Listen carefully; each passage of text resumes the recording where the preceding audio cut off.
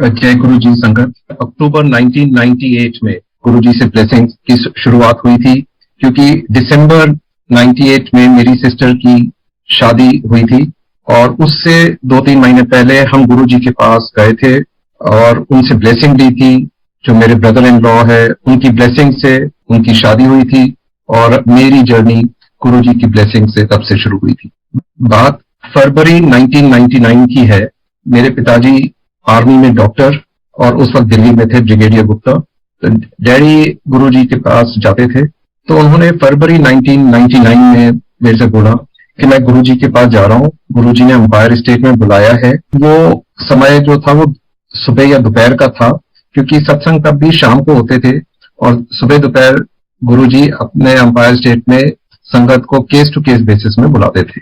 Daddy जब जा रहे थे तो उन्होंने जब मेरे से पूछा था तो मैंने कहा कि मैं भी चलना चाहूंगा, क्योंकि हम सब चाहते हैं कि ब्लेसिंग्स हमें मिले।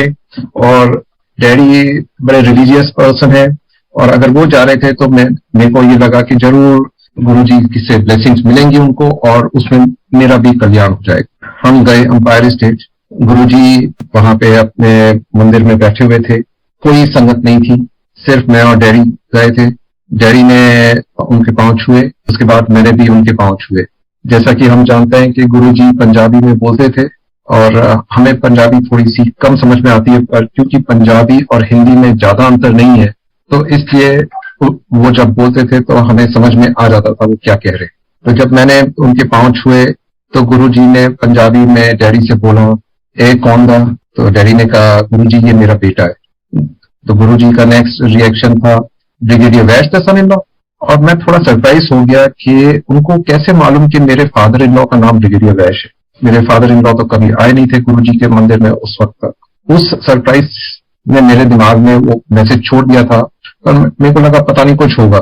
आज जब मैं उस बात को सोचता हूँ तो मैं देखता हूँ ऐसी काफी संगत है जिनका इस टाइप से गुरुजी ने मैसेज दिया था कि वो अपने संगत को पहले से ही जानते हैं। खैर आगे बढ़े तो गुरुजी ने पूछा क्या प्रॉब्लम है, तो डैडी ने बताया कि भाई मेरे स्किन प्रॉब्लम है, ये रैशेस निकलते हैं। डैडी खुद एक डॉक्टर है, सुपर स्पेशलिस्ट है, पर उनको एक स्किन प्रॉब्लम थी जो स्किन में रैशेस निकल आते थे जब भी सन में बाहर निकलते थे।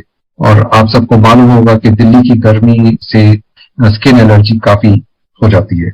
डैडी तब जब 99 में मिले थे तब 10 साल हो गए थे अंदाज से इस मेडिकल प्रॉब्लम से, स्किन रैशेज से, और साल में कम से कम 10 महीने उनको ये रैशेज रहता था। तो 10 साल से 10 महीने स्किन रैशेज से वो सफर कर रहे थे। उन्होंने एलोपैथी, होम्योपैथी, आयुर्वेदी सब तरीके के ट्रीटमेंट उन्होंने कर लिए थे, पर कोई उनको असर नहीं कर रहा था, जबकि वो खुद एक सुपर स्पेशलिस्ट डॉक्टर है, फिर भी ये चीज उनको हेल्प नहीं कर रही थी। तो गुरुजी ने अपना ट्रीटमेंट शुरू किया।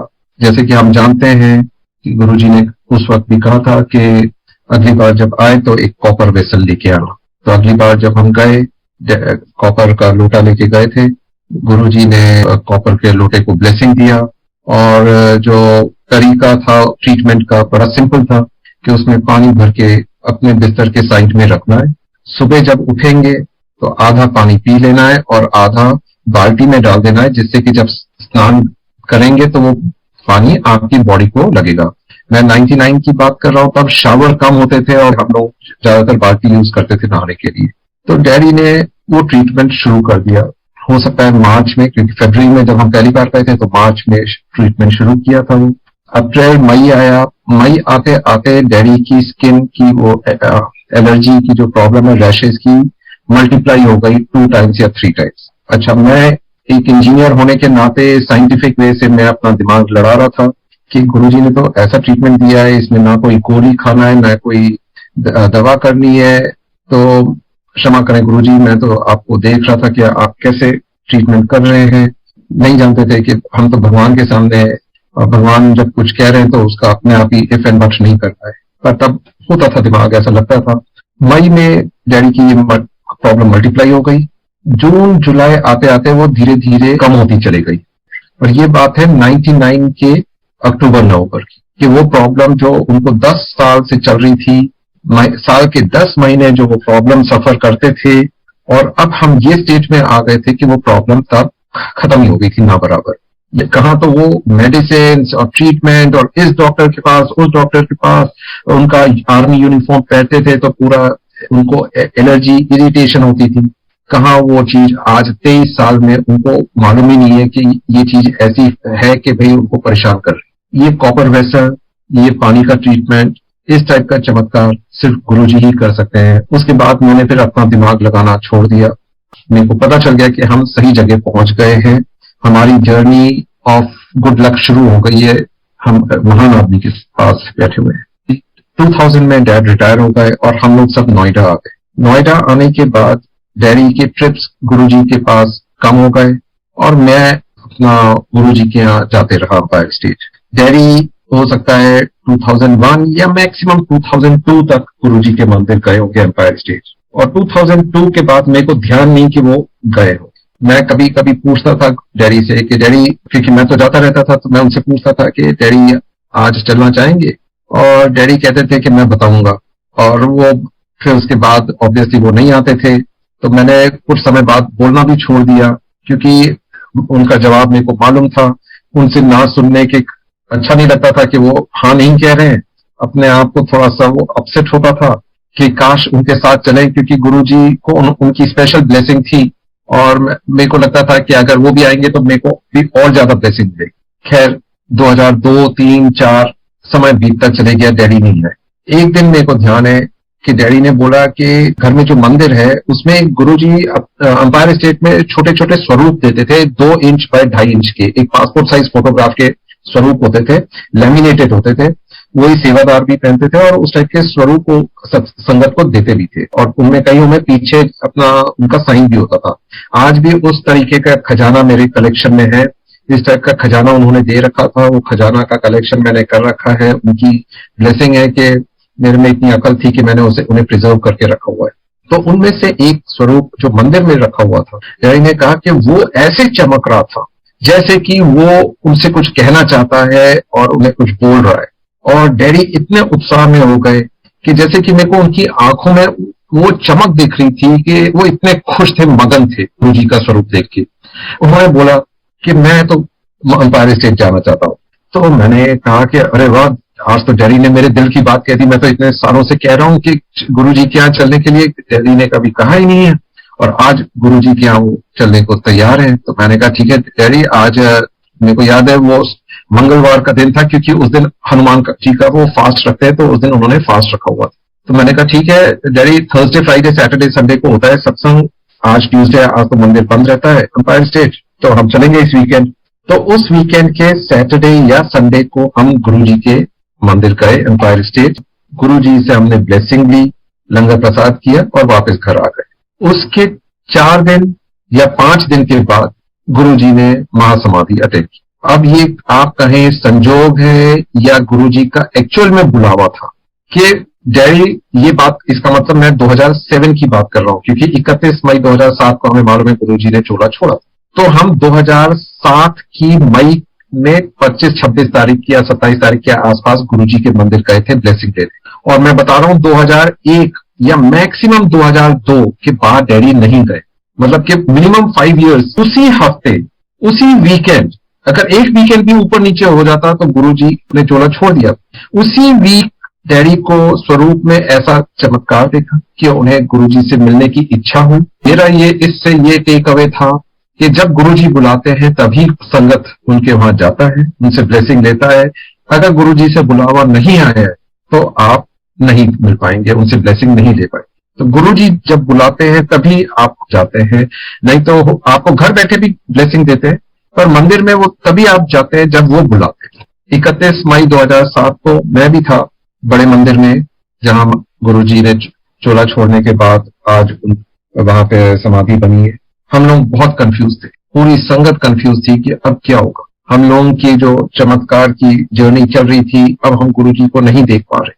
हमें तब भी मालूम था कि भाई गुरुजी के आगे कोई ऐसा तो है नहीं कि भाई वो किसी और को बोल के गए कि उनके बाद वो मंदिर चलाएंगे, ऐसा भी नहीं बोले के गए। और भगवान जी तो भगवान होते हैं, हमें ये नहीं मालूम था अब कैसे हमें वो ब्लेसिंग्स मिलेंगी। आज वो गाड़ी सुपर स्पीड की तौर पे चल रही है। जिसने भी देखा है, जितने भी साल पहले आप देखो, आप जुड़े हुए हो, तब से अपने मिरेकल्स ही मिरेकल्स हो रहे हैं, संगत जुड़ती जा रही है, चाहे वो कब जब से जुड़ी है तब से उस संगत का गुड लक का मीटर चालू हो गया है। मैं दुबई में था, पिछले 6 साल से मैं दुबई में रह रहा था और अभी इसी महीने मैं दुबई से इंडिया वापस आया। तो 3 साल पहले मैं दुबई से इंडिया गया था एक वीकेंड पे। तो मैंने अपने ड्राइवर से पूछा साहब कहाँ है, तो उन्होंने बताया साहब डॉक्टर के पास गए आर्मी हॉस्पिटल। मैंने कहा ठीक है। जब डैडी वापस आए तो मैंने उनसे पूछा क्या क्या हो गया, तो उन्होंने बताया कि मेरे दांत में प्रॉब्लम थी और मेरी आंखों में थोड़ा देखने में थोड़ा सा प्रॉब्लम आ रही है। जब पेशेंट्स आते हैं तो मैं उनकी प्रेस्क्रिप्शन लिखने में मेरे को थोड़ा सा परेशानी होती है। ठीक है। शाम होते होते वो आंखों की परेशानी इतनी बढ़ गई कि डैडी को अब 5 फीट की डिस्टेंस में भी नजर नहीं आ रहा, इतना आइस प्रॉब्लम हो गया। अब उन्होंने इमीडिएटली वो आर्मी डॉक्टर को फोन किया। डॉक्टर ने कहा सर ऐसा है, सैटरडे संडे तो बंद रहता है, आपको मालूम है हॉस्पिटल, मंडे मॉर्निंग को मैं सबसे पहले आपको ट्रीटमेंट करूंगा। ठीक है। पर डैडी से शांति से नहीं रह रहे थे क्योंकि उनको परेशानी इतनी बढ़ गई थी। तो हमने फोन कॉल यहाँ वहां किए और एक डॉक्टर हमें मिल गई जो एक बड़ी फेमस आइस हॉस्पिटल का चेन है, क्लिनिक चेन है दिल्ली में, वहां पे वो काम करती थी और उससे अपॉइंटमेंट लिया और अगले दिन सैटरडे मॉर्निंग ही उसको दिखाने चले गए। उसने आंखों में ट्रीटमेंट देखा और कहा कि अंकल आपकी आई में जो है एक छोटा सा गैप है, वो गैप जो है उसको फिक्स करने के लिए हमें एक प्रोसीजर करना पड़ेगा और उसके बाद आपका सब ठीक हो जाएगा। अब ये प्रोसीजर मतलब ऑपरेशन करना पड़ेगा। डैडी की एज 80 टच कर रही थी, तो डैडी ने बोला ठीक है खुद डॉक्टर है, पर अब कोई भी आदमी उस एज में आके आंख जैसी सेंसिटिव चीज में अगर ऑपरेशन हो, खुदा ना खास्ता कुछ गलत हो जाए तो फिर थोड़ा सा एंजाइटी और नर्वसनेस तो होता ही। तो डैडी ने सेकेंड ओपिनियन के लिए एक और डॉक्टर से कॉन्टेक्ट हुआ और बड़ा फेमस हॉस्पिटल है दिल्ली का, वहां पे उस डॉक्टर के पास गए। उस डॉक्टर ने देखा और उसने कहा अंकल ऐसा है कि आपकी आईज में गैप है, उसमें एक प्रोसीजर करना पड़ेगा और वो प्रोसीजर के बाद आपकी आईज ठीक हो जाएगी, आपको कोई परेशानी नहीं होगी। मतलब जो सेकंड डॉक्टर का ओपिनियन था वो फर्स्ट डॉक्टर से मैचिंग था। सेकंड डॉक्टर ने फिर डैडी का बोला ऐसा है आप अंकल 1 महीने बाद आइए, तब तक इसको थोड़ा सा सॉफ्ट हो जाने दीजिए आईज को और तब हम प्रोसीजर करेंगे। डैडी 1 महीने बाद गए उसके पास और जो वो गैप था वो अब गैप आधा रह गया था। तो उसने कहा अंकल ऐसा है आपका गैप जो था वो मैं देख रही हूँ आज जब मैंने स्कैनिंग की है आईज में, वो जितनी पहले थी उसकी आधी रह गई। ऐसा करते हैं थोड़ा सा और समय देते हैं, आप 1 महीने बाद फिर से आइए। ठीक है। डैडी घर गए, एंजाइटी रहती थी और मैंने उन्हें सीधे बोल रखा था कि डैड आप गुरुजी ने एक जैसे मैंने बताया कि खजाना दे रखा था, ऐसे खजाने की मेरे पास काफी कलेक्शन है गुरुजी की। तो एक बड़ा सा स्वरूप था जिसमें उन्होंने ब्लेसिंग्स और अपने साइन के साथ दिया हुआ था, तो वो स्वरूप अपने कमरे से उनको दिखता था। तो मैंने उन्हें कह रखा था कि आप लोग गुरुजी का स्वरूप देखते रहो और मंत्र जाप करते रहो, आपको तो गुरुजी ने इतनी ब्लेसिंग दे रखी है, आप बस आपने उनको अपने अंदर समा देना है और मंत्र जाप करना है, आपने चिंता ही नहीं करनी। दूसरा महीना खत्म हुआ, दूसरे महीने के बाद फिर जब डैडी वो डॉक्टर के पास गए, वो डॉक्टर ने देखा और उसने कहा अंकल ये तो और हीलिंग हो गई है, 10% रह गई है, जो आपका गैप था आधे के बाद अब तो 10% रह गई है। और ये 3 साल पहले की बात है संगत जी। आज की तारीख में ना कोई प्रोसीजर हुआ है ना कोई ट्रीटमेंट हुआ है, डैडी की आंख ठीक हो गई। और वो डॉक्टर ने कहा ये लाखों में ऐसा केस देखा है जहां के आई का इस एज में आके आईज अपने आप हील हो गई हो। और ये चीज हम सब जो संगत ये सुन रहे हैं हम सब जानते हैं कि ये सिर्फ गुरुजी की ब्लेसिंग से ही हो सकता है। 80 साल की उम्र में आईज अपने आप हील हो जाना, ये सिर्फ गुरुजी का चमत्कार। तो जैसे मैंने बताया 99 में स्किन प्रॉब्लम थी और 2019 में आई प्रॉब्लम थी। गुरुजी तब भी हमारे साथ थे, अब भी हमारे साथ, कहीं नहीं गए, ह्यूमन फॉर्म में नहीं दिख रहे, बट वो हमारे साथ है। वो 2007 में भले ही ऐसा लगा हो कि वो नहीं है, पर उसके बाद मेरे को आज तक कभी नहीं लगा। जब मैं उनसे जुड़ा था डैडी के थ्रू और उन्होंने अपने चमत्कार दिखा दिए थे, तो तब उस उम्र में हम सबकी एक चेकलिस्ट होती थी। हम कहते हैं मांगो नहीं मनो, पर उस समय मैं थोड़ा यंग था, मेरी चेकलिस्ट थी। मैं तो साफ कहूंगा कि गुरुजी जानते हैं मेरी चेकलिस्ट थी। और मैं चेकलिस्ट में उस उम्र में हम लोग सब कैरियर ओरिएंटेड होते हैं, जॉब होता है, ये सब चीजें दिमाग में होती है। तीन बार ऐसे हुए हैं इंस्टेंसेस कि मैंने अपनी नौकरी में पहले रेजिग्नेशन डाला है और दूसरा जॉब बाद में मिला है। और मैं सब टॉप कंपनियों में काम किया है, जैसे IBM, डिलॉयट, फिडेलिटी, सब टॉप कंपनियों में गुरुजी ने नौकरियां दिलाई हैं, अच्छे अच्छे लेवल में काम करवाया है। और ये हिम्मत सिर्फ गुरुजी ही दे सकते हैं। कुछ सिचुएशंस ऐसी बन जाती थी कि मैं रिजाइन कर देता था और मैं फिर कहता था गुरुजी अब आपने अगली नौकरी दिखानी है, उसके बाद आप ही ने बताना है कि आगे मैं कैसे क्या करूं, मैं आप पे छोड़ता हूं। और गुरुजी अपने आप ही मार्गदर्शन दे देते थे। ऐसी ऐसी नौकरियां जैसे मैंने बताया है, और हर नौकरी का इतना पॉजिटिविटी होता था, कहीं family life work life balance होता था, कहीं पे जूम अप कर जाते थे, कहीं मीडिया में सब जगह थे, कहीं पे एशिया पैसिफिक रोल होता था, कहीं ग्लोबल रोल होता था, सब टॉप कंपनियों में। ये जी की मेहर थी। गुरु जी की मेहर हेल्थ में मैंने बताई, गुरु जी की मेहर मैंने बताई कैसे वो उन्होंने करियर प्रोग्रेशन में मेरे को किया है। अब मैं बताऊंगा कि मेरी जर्नी गुरु जी के साथ जुड़ने के बाद क्या मैंने सीख ली और कैसे बदली है। इन सब से मैंने एक चीज तो समझ लिया, सबसे पहली बात कि भगवान है। बड़ा सिंपल कहना है, भगवान है, हम सब जानते हैं, पर उतना ही सबसे टफ है ये बात को समझना। भगवान है का मतलब हर पल हर क्षण वो हमें देख रहे हैं, सुन रहे हैं और हमारे एक्शंस पे उनकी नजर है। हम एटलीस्ट मैं अपने बारे में बोल सकता हूँ कि दिमाग इधर उधर चले जाता है, एक्शंस इधर उधर हो जाते हैं, तो मेरे को अपने आप को अभी भी जब मैं आपसे भी शेयर कर रहा हूँ तो पहले मैं अपने आप को भी बता रहा हूँ कि भगवान है, और वो मेरे को एक डिसिप्लिन में रखने की कोशिश करता है। ये बात बड़ा मुश्किल है क्योंकि दिमाग इधर उधर चले जाता है। वो कहता है कि लेफ्ट चले जाओ, राइट चले जाओ, सीधे नहीं चलो, पर आपको उसे कंट्रोल करना पड़ता है।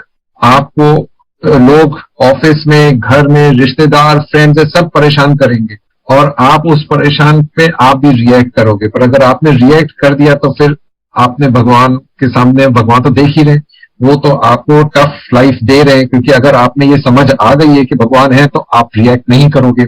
और पर अगर रिएक्ट नहीं करोगे तो दूसरा पर्सन सोचेगा कि भाई आप में हिम्मत ही नहीं है इसलिए आप रिएक्ट नहीं कर रहे हो। तो बड़ा टफ सिचुएशन है, पर आपने भटकना नहीं है। मैं तो अपने आप को कहता हूं भटको नहीं, सीधे चलते रहो, भगवान है, भगवान है, भगवान है। दूसरी चीज, अगर भगवान है और वो हर क्षण हमें देख रहे हैं, तो एक चीज जो आपके हाथ में है, एक चीज जो आपके हाथ में है वो है कर्म। तो अपने कर्म ठीक रखना जरूरी है। अगर आपने कर्म गलत कर दिए और भगवान है, तो एक उसका तीसरा चीज है डेस्टिनी।